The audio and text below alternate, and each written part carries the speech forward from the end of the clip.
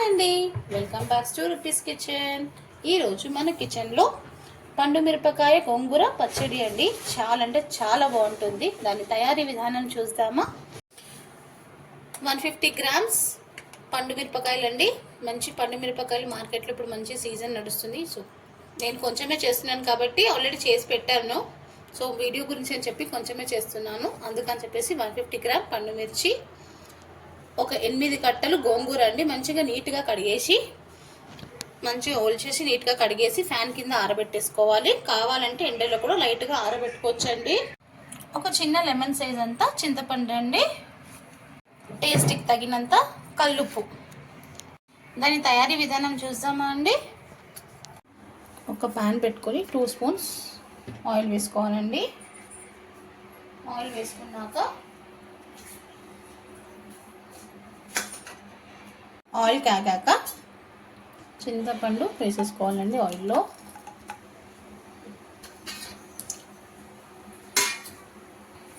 చింతపండు వేసేసుకున్నాక గోంగూర వేసేసుకోవాలి. ఇలా చింతపండు వేసేయాలి. ముందు తడి లేకుండా చూసుకోవాలండి. ఏదైనా తడి లేకుండా డ్రైగా ఉంటే పచ్చడి నిల్వ ఉంటుంది. చింతపండు వేసుకున్నాక మనం గోంగూర వేసేసుకోవాలి. దీంట్లోనే ఎండలు చాలా ఉన్నాయండి. సో మార్నింగ్ ఎండబెట్టాను, ఇంతకుముందే తీసాను, అందుకే మీకు కొంచెం డ్రై అయినట్టుగా అనిపిస్తుంది. ఇలా మనం బాగా ఫ్రై చేసేసుకోవాలండి. దగ్గరికి చూడండి, గోంగూర ఫ్రై అయిపోతే ఇలా దగ్గరికి అయిపోతుంది. గోంగూర ఫ్రై అయ్యే లోపల మనం పండు మిర్చి కట్ చేసుకొని పక్కన ఉంచేసుకోవాలి. అంతలోపు ఇది వెల్లిపాయలు కూడా పొట్టుతో సహానే వేస్తున్నానండి. మీకు తెలుసు, నా ప్రతి ఒక్క వీడియోలో నేను పొట్టుతో సహానే వేస్తాను. సో అది ఉప్పు చెప్పాను. అదే ఇప్పుడు అంతవరకు కొంచెం చల్లగానిద్దాం. చల్లగయ్యాక మిక్సీ పడదాం. ఇప్పుడు పచ్చడికి ఒక పౌడర్ ప్రిపేర్ చేసుకోవాలండి. సో 1 స్పూన్ మెంతులు. మరి రేగు పచ్చడిలో మెంతులు వేస్తాం కదండి. మెంతులు కొంచెం ఫ్రై చేసుకోవాలి. ఇలా మెంతులు ఫ్రై అవుతున్నప్పుడే దీంట్లో జీలకర్ర వేసేయాలి. 1 స్పూన్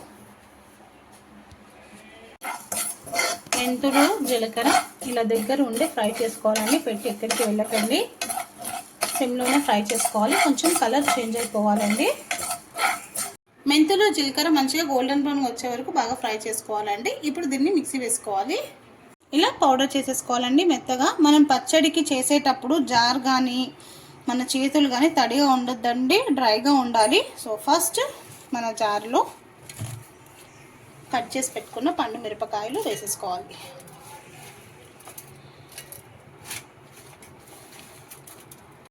ఎండుమిరపకాయ వేసుకున్న తర్వాత ఒక వెల్లిపాయ వేసేసుకోవాలి. దీంట్లోనే కొంచెం పసుపు వేసుకోవాలి. ఒక 1/2 స్పూన్ పసుపు అండి.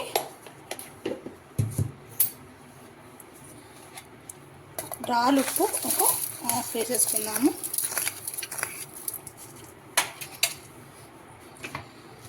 వేసేసుకొని మిక్సీ వేసేసుకుందామండి. ఇలా కచ్చపచ్చగా మిక్సీ వేసేసుకోవాలండి. ఇలా కచ్చపచ్చగా మిక్సీ వేసేసుకున్న తర్వాత దీంట్లో మనం గోంగూర, చింతపండు వేసేసుకోవాలండి. దీంట్లోనే జీలకర్ర, మెంతుల పౌడర్ కూడా వేసేసుకోవాలండి. అంతా వేసేసి మళ్ళీ మిక్సీ పట్టుకోవాలి. ఇలా మిక్సీకి వేసేసుకున్న తర్వాత తీసేసానండి. ఇలా కచ్చపక్కగా మంచిగా వేసుకోవాలి.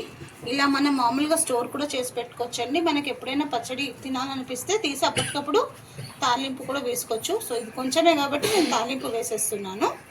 మనం ఏ గిన్నెలో తీసినా కూడా తడి ఉండొద్దండి. మెయిన్ పచ్చడికి తడి ఉండొద్దు.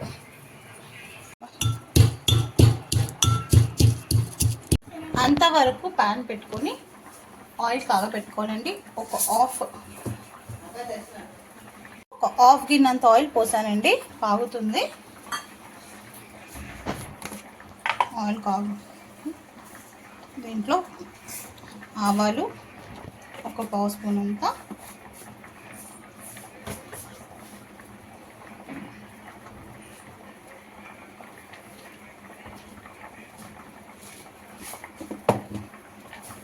ఆవాలు ఫ్రై అవుతున్నప్పుడే దీంట్లో ఒక 1 స్పూన్ అంతా శనగపప్పు,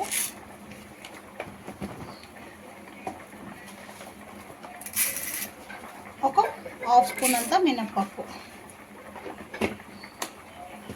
వేసి ఇది బాగా ఫ్రై అవుతూ ఉండాలండి. ఇలా మినప్పప్పు, శనగపప్పు, ఆవాలు ఫ్రై అవుతున్నప్పుడు దీంట్లో ఒక 1/2 స్పూన్ అంతా జీలకర్ర కూడా వేసుకోవాలి.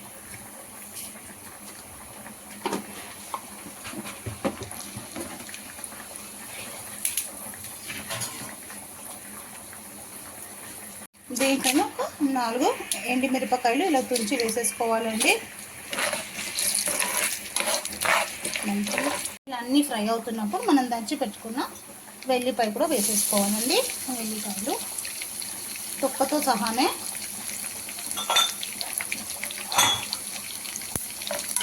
వేసి బాగా ఫ్రై చేసుకోవాలి.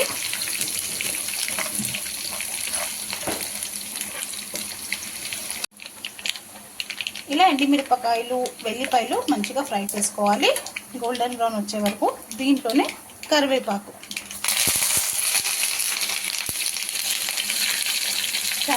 వేసేటప్పుడు జాగ్రత్త అండి, కొంచెం వెనుకకొచ్చి వేయండి.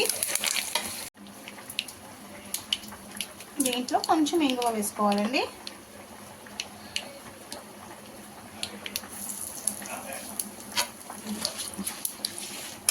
వేసి ఫ్రై చేసుకొని ఇప్పుడు గ్యాస్ ఆఫ్ చేసేసుకోవాలండి. దీన్ని కొంచెం చల్లగా అయిపోయాక అప్పుడు మనం ఇది పచ్చడితో మిక్స్ చేసేసుకుందాం. ఇది కంప్లీట్గా చల్లగా అయిపోవాలండి. పోపు దీంట్లో మిక్స్ చేసేసుకోవాలి.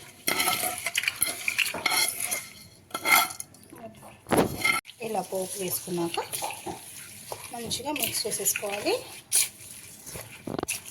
కరివేపాకు మంచిగా క్రంచీగా ఫ్రై అయిపోయింది.